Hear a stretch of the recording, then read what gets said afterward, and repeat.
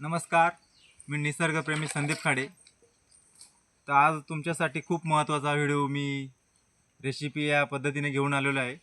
तर आजचा व्हिडिओ खास जी भोपळ्याची कवळी भाजी आहे, तिला आपण डांगराचे कवळे डिरे बोलतो.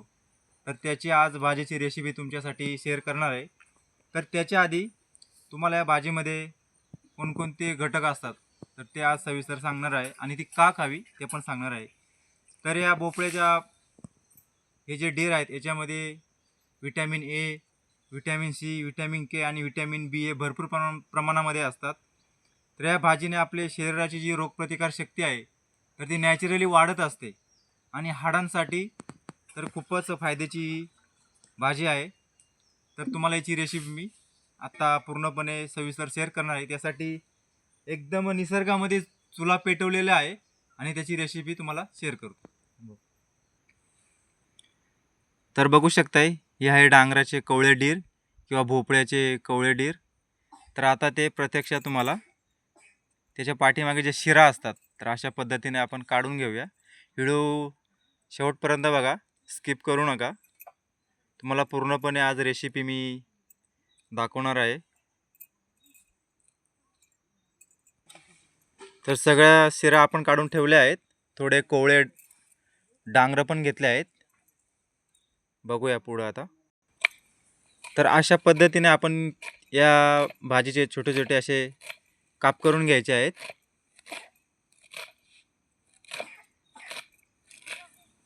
खूप छान अशी चविष्ट भाजी आहे.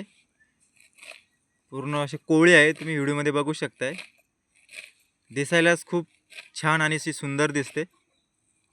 तर पूर्णपणे हिला आपण कापून घेऊया पळपटावरती. तर संपूर्ण आपली भाजी कापून झालेली आहे. याच्यामध्ये थोडे 4-5 जे कोवळे डांगर आहेत तर ते पण कापून घेतले आहे. कारण डांगर जर थोडे भाजीत मिक्स असले तर भाजीला खूप खमंग चव येते. तर आता काय काय साहित्य लागते ते आपण बघूया.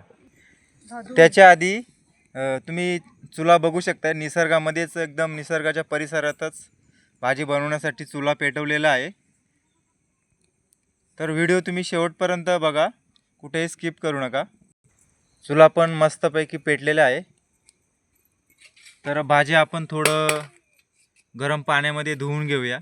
कारण जे आपण पूर्ण शेतावरती लावलेले असते तर काही विषारी क्षार असतात तर ती थोडं मिठाच्या पाण्यात स्वच्छ अशी धुवून घेऊया अशा पद्धतीने.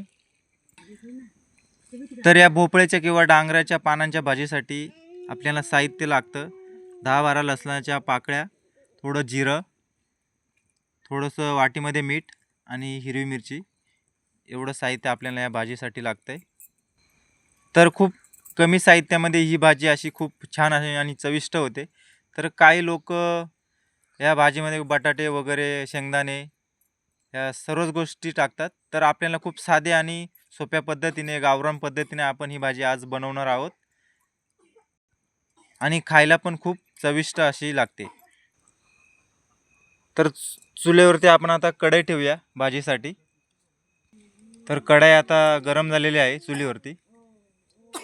तर हे थोडंसं आपण कढईमध्ये तेल टाकून घेऊया.